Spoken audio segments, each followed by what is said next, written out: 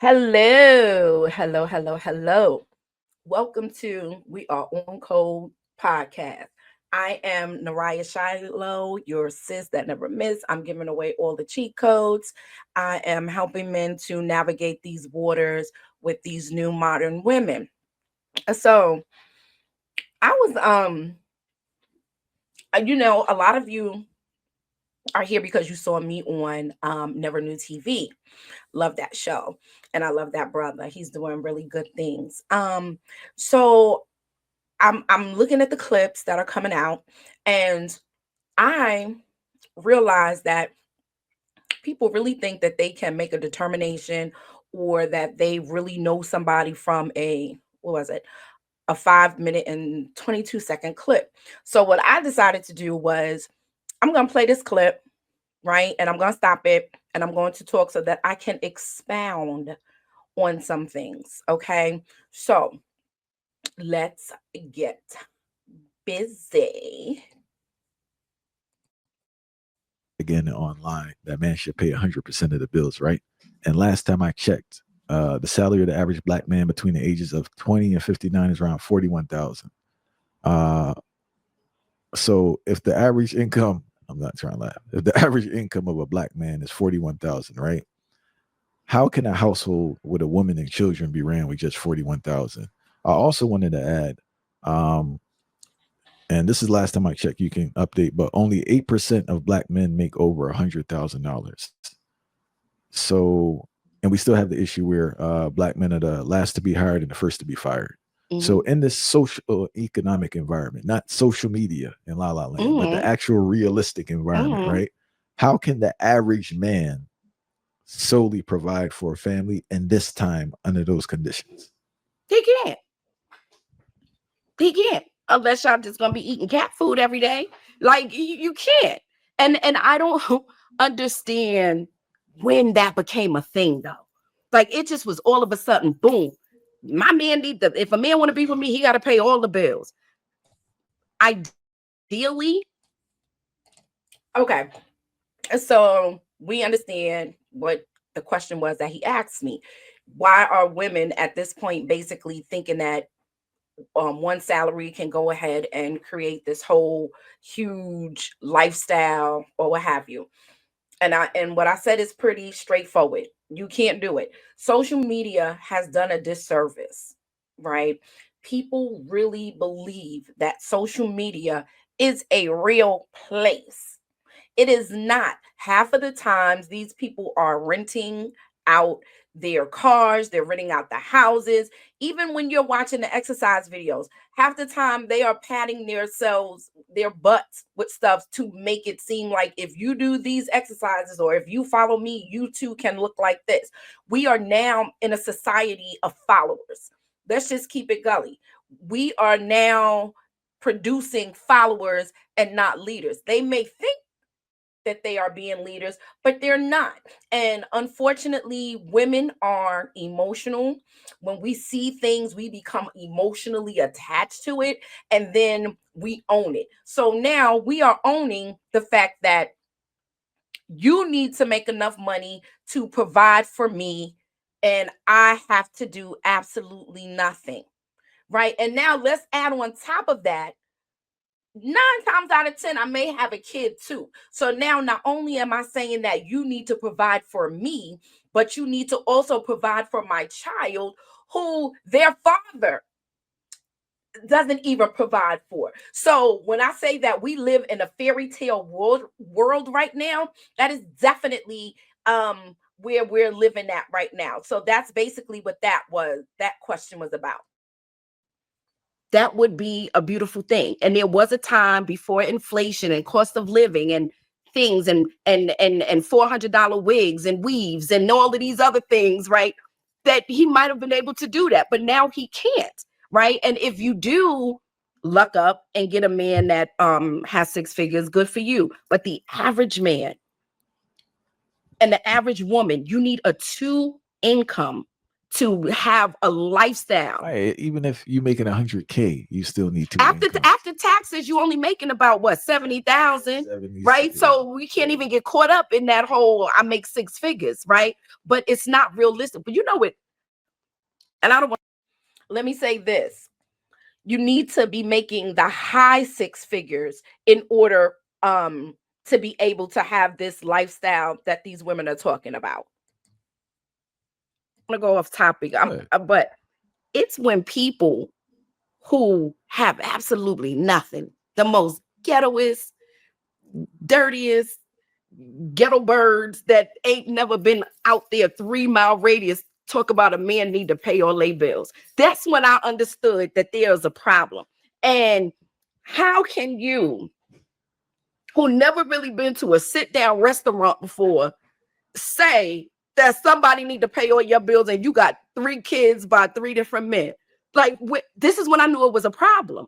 It's being perpetuated. I know we want to talk in like real life, but social media is entwined in our real life. That's real life for people. They really buy into that. They buy into these myths. For some people, social media is like their newspaper. It's like their daily news, right? Like some people wake up in the morning and they watch the news to see current events and what's happening in the world. There are some people who actually just log on to social media as if this is how they are going to get the information that they need for the day, for their lives, or for whatever. Okay, so let me go back to the statement that I made. I said that it would be the most dirtiest, ghettoest bird that is saying, yeah, I need a man to pay all of my bills. And I stand on that. I won't take that away. I stand on that. This is why I said people really believe social media is a real place, because you have these women who are not qualified in any aspect of the word, right? Let's say she's not even pretty. Let's take pretty people or attractive people out of it. You will have the most unattractive, funny body built person saying that this is a requirement in order for you to be with me. And I'm like, you're bugging. That's what I said. That's what I meant. Men that are whom I call simps and panderers that are saying, yeah, my woman ain't going to do this and do that. That man go home, his woman working too. Don't believe what you see on social media. And realistically, like breaking it down from an economical standpoint, it's not an absolute he's able to do that for a duration of time. Maybe he's able to do that for a year. Maybe he's able to do that for 2 years. But as you know in life, things always happen. Yes. So there may be a period where his wife has to work, but that doesn't make him less of a man. There was times when in my, okay, so this is the part that I think got some feathers ruffled when I said this about my situation and in my marriage. A marriage when I can look at my husband and say, they call me what's her name, Rochelle from Everybody Hate Chris. They'll be like, my man got these, I don't need it. That's me, right? Because I don't want to work. But do I? Absolutely, I do. And I can look at my husband. It's been times and I'm like, I don't, they hate me at work, babe. I just can't, I just don't want to do this no more. Are we okay? And he's like, go ahead, we good. And it has been times where I didn't work for 5 years. I have not worked more than I've worked in my marriage. But then when he comes to me and he like, look, either you're going to cut back on the spending on what we doing, or you're going to have to go ahead and, help me out a little bit. So now what I need to understand is, what did I say that ruffled some feathers with that? Do I want to work? Absolutely not. Who does? Who really wants to get up every day and go to a grind? But who also wants to not be able to provide for their family comfortably? Not I. I want to make sure that my family is sustained. Okay. And so when I say that I have worked less than the average person, or I have been home more than I have worked, that is a true statement. Why? Because My husband afforded me the opportunity to do that. He afforded me the opportunity to live out the things that I want to live out, which is what I'm doing right now, which is writing books, which is mentoring, which is trying to make a difference in the world and leave my imprint, not just to be a boss bitch or a boss chick so that I can go ahead and tell him now I don't need you. No, what I'm doing is I'm doing what I feel is God's work, what I am anointed to do.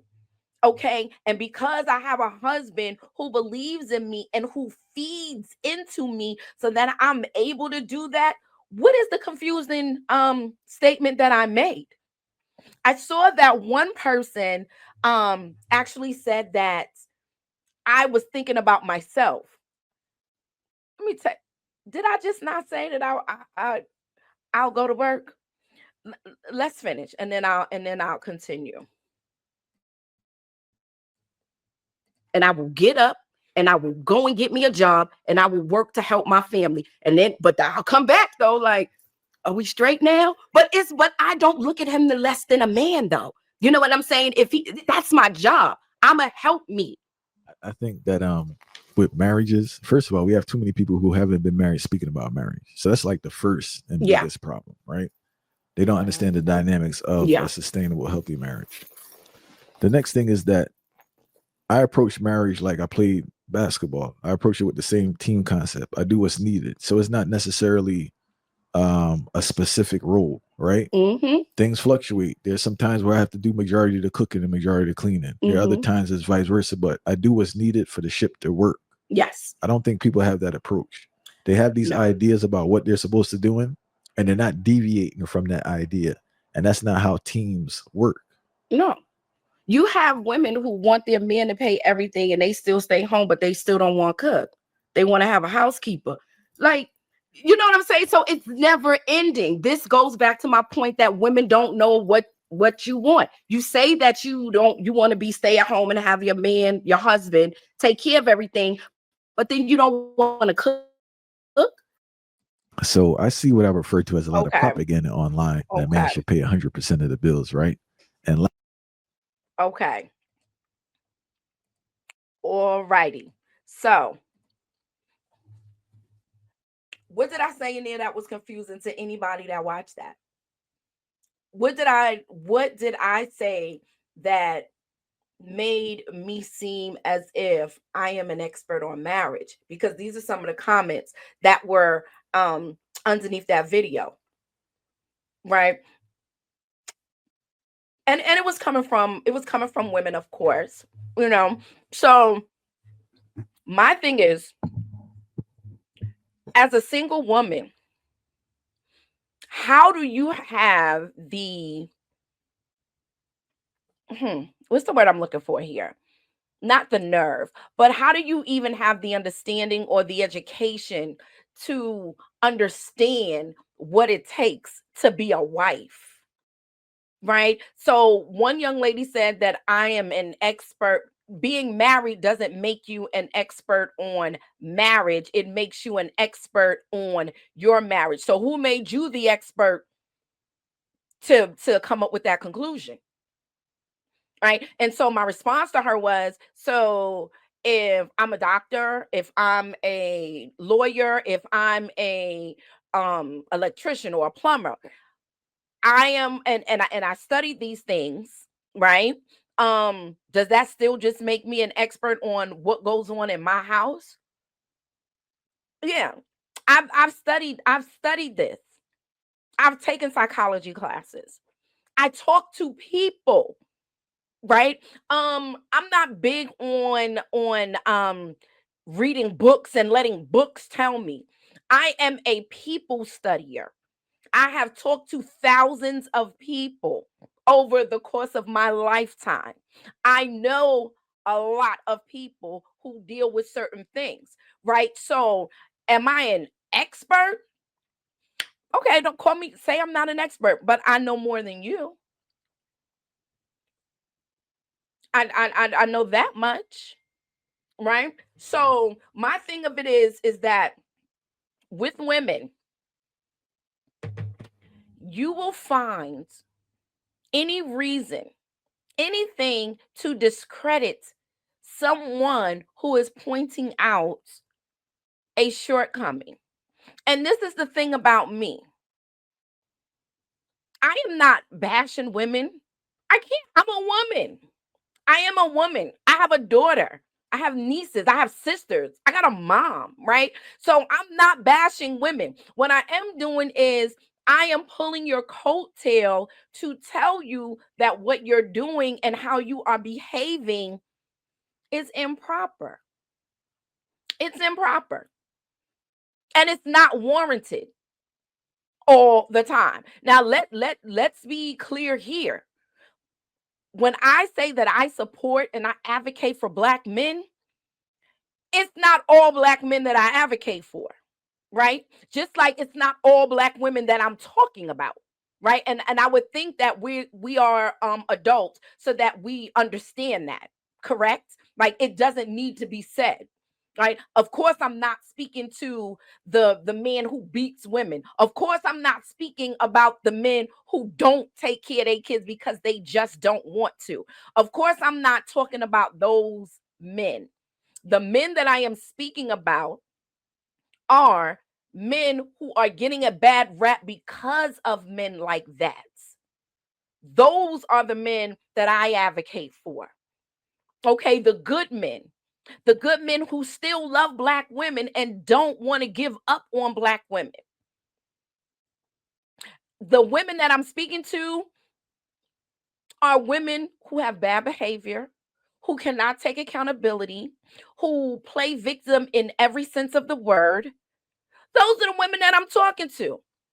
The women who are jealous of their daughters, the women who don't really take care of their children and they're putting trauma off on their kids.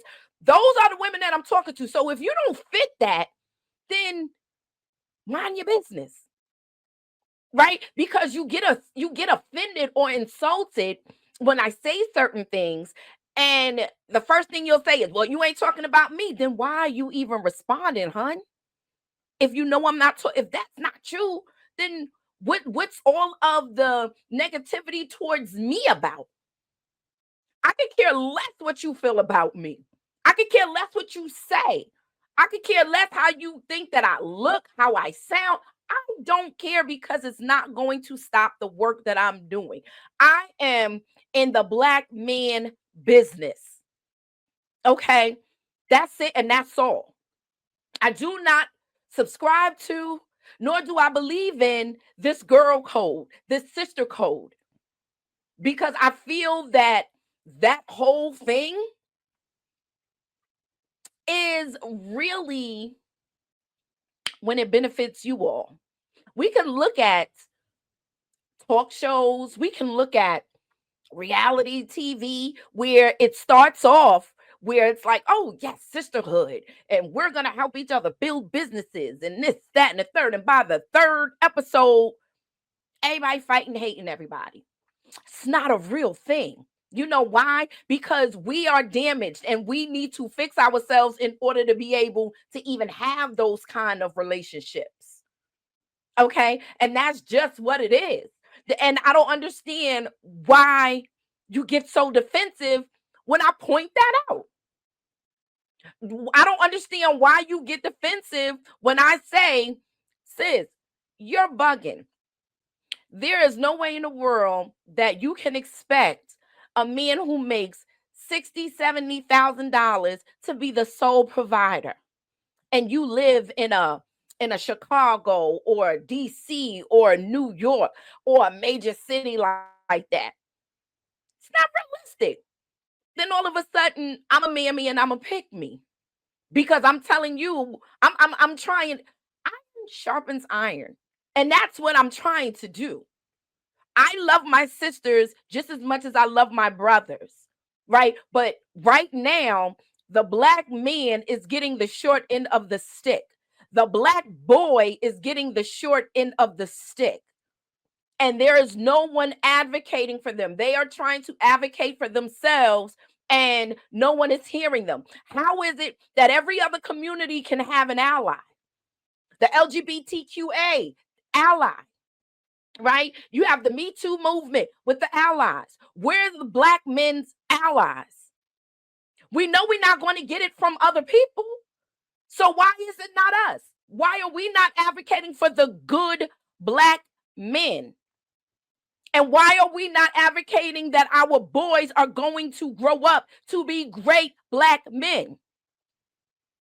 So my thing to you is that if that's not what you're about, and you're not about solution, and you just want to get into the comments and just be disrespectful and try to distract the conversation, then don't come here. Don't be here, because that's what I'm doing. I like to point things out, and then I try to figure out how can we come together with a solution. I'm about solution. Yeah, come in here. I'm not censoring anybody. If when I go live, if you want to jump on with me and you got a problem with me, you go ahead, say what you want to say. But at the end of that, at the end of your ranting and raving, what's the solution? Problem, venting, solution. Those are the three things that's going to happen here. All right. So don't come underneath my videos. Don't come onto my lives just bashing men and bashing women unless you got some kind of resolve to it. That's it. Because this is not, I'm not fueling the fire of this gender war that we didn't even start. We didn't start this. So I am not fueling this crap anymore. I put action behind everything that I say. Everything that I say. If you even look in the links, there is a petition that I started maybe about a year and a half ago, which should have more than 100 and such signatures, that I started because at that point the divestors were high and they were just being very disrespectful. So I started a petition to get them recognized as a hate group. I put action behind my words. Okay? Just like I said that I love my sisters, I do. This is a book that it's that I'm writing, right? This is just the proof of it. This will be out soon. This is a Bible devotional for younger women, for what are they? Gen Zs. It's for millennials and Generation Z women who want to get into alignment with the Most High God and want to get their spirituality in check. I put my words to action. So if you are not action-based or solution-based, then you can miss me with that. I'm not here for you then. I'm not going to be everybody's cup of tea, and that's okay. I know I'm going to make a lot of women upset because of the things that I am going to be creating and producing here on this channel. But it's not to make you feel bad. What it is to bring awareness, to put it in your face that things need to change. That is why I'm doing what I'm doing. And some people will respect it and some people won't. And it is what it is. I'm okay with that. But I just wanted to go through that video. And I think what I'm going to do too is I'm going to go through a few more videos and do this commentary just so that you can get a more broader picture of who I am and what my thought process is. Because the one thing you cannot do is watch something for 5 minutes and think that you have all the answers. Now, if there is any woman that feels the need to tell me about myself, or you want to get on here and talk to me, again, I'll do it as long as you have some kind of resolve. I'll get on here with anybody. You can email me and I will be more than happy more than happy to jump on a live with you or do a recording with you. But again, it has to be a good topic that is affecting us as a community, specifically Black relationships between a Black man and a Black woman. And you need to have some kind of resolve, right? And you need to be able to hold a conversation without trying to dominate the conversation, because at which time I will either mute you or drop you.